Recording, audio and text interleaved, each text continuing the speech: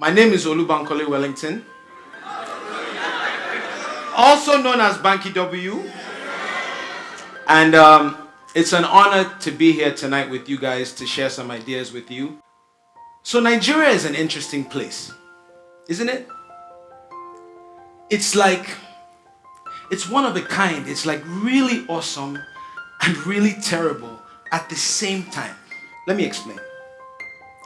So if you're Olamide Bado, the voice of the street, it's the place where all your dreams as an artist, all those dreams have come true.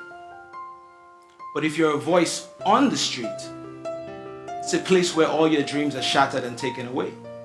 If you're Tiwa Savage or Rahama Sadao or Auntie Mo Abudu or Mrs. Adesuwa Itomi Wellington, hi baby. But if you're any one of those females, it's a place where you can break through stereotypes, break through barriers, and shine and succeed and make something of yourself. But if you're Boko Haram, it's the place where you can kidnap 200 female children at the same time and get away with it. Nigeria is the place that inspired so much literary genius in the mind of a young girl that the world now has no choice but to respect and reckon with Chimamanda Adichie. But Nigeria is also the place where a senator can marry a 13-year-old and get away with it. Nigeria is the birthplace of the legend that is Fela Anikulapo Kuti. Okay? Most of us can agree, arguably he's the greatest, most iconic musician in our history. But it's also the place where songs that Fela wrote in the 70s sound like they could have been written last week. Because the issues are the same. Or worse, in Nigeria we don't have any state-of-the-art universities. We don't have any world-class medical research centers. Not one. But you know what we do have? We have state-of-the-art, world-class, billion-dollar churches. Now don't get me wrong. I'm not saying that praying is a bad thing. Praying for healing is a good thing. We should all do it. But isn't it better to be able to pray with your pastor and go and see a doctor as well? Isn't that a better option? We have a Vibranium Valley. Anybody know a Vibranium Valley? Okay. In Vibranium Valley, Nigeria has amazing digital technology startups. They're doing amazing, innovative, fantastic things. But it's also the place where some schools attempt to teach computer science technology without one working computer. One. How are we educating the leaders of tomorrow without the computers of today?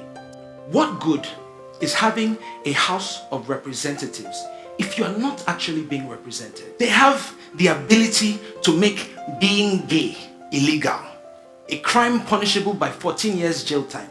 But they cannot save one child bride. One.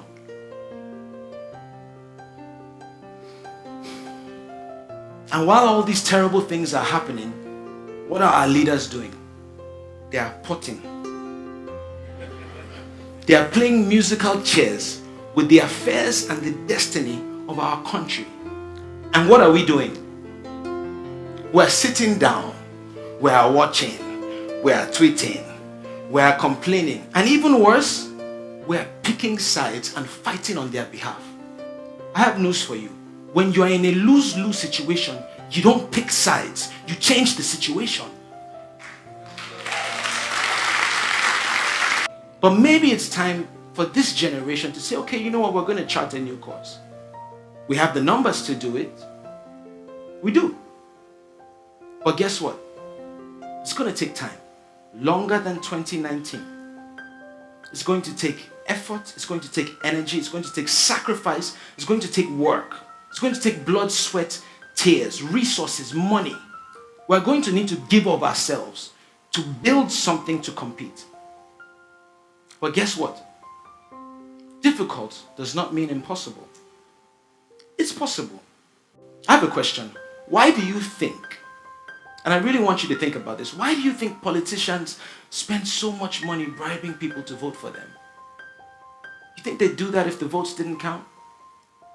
Would anybody spend millions or billions of naira if they felt like, I'm just going to ignore the count anyway, so why waste the money? They spend the money, they go through the effort, they bribe voters and they kill each other because the votes do count. When will we realize that the more people that show up, the harder it is for any one person to sway any election result? It's time for us to have a say in our communities, in our towns, in our cities, in our states, in our country. Even if you are disappointed in every single leader that Nigeria has ever had, even if you don't yet know who you want to vote for, even if none of the candidates are quite measuring up to par, or you don't think any of them can win, or you're not happy, no problem. But your vote is your voice. You don't give your voice away because you're not yet sure what you want to say. Come on. Spend less time pointing out problems and more time being part of the progress. Each of us can do something. Each person. You might not be able to fix the entire Ministry of Education, but maybe you can help one school. Maybe you can buy one school some computers or some musical instruments, or help them fix their desks. Maybe you can help one school. Maybe you can't fund an entire orphanage, but maybe you can donate some items. They need clothes, they need food, they need money. You don't have to be the Minister of Health to help the sick. Go to your local hospital, go to Luth. You will see thousands of people that cannot pay the very basic of medical bills. Thousands. Drive once a month. If you have 20K, drive once a month. Talk to a nurse. They're there. Meet one need. Help one person. Help one school. True change will only come when you are frustrated enough about a problem to do something about it. Do more than tweet. Do more than pray. We've been praying for Nigeria for what feels like an eternity. Do more than pray. It's like we've mastered the scripture that says pray without ceasing. But we have forgotten about the scripture that says faith without works is dead.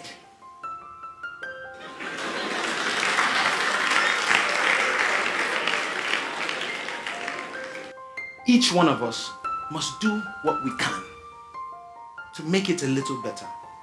If you really, truly, sincerely want your country to be better, fix it yourself.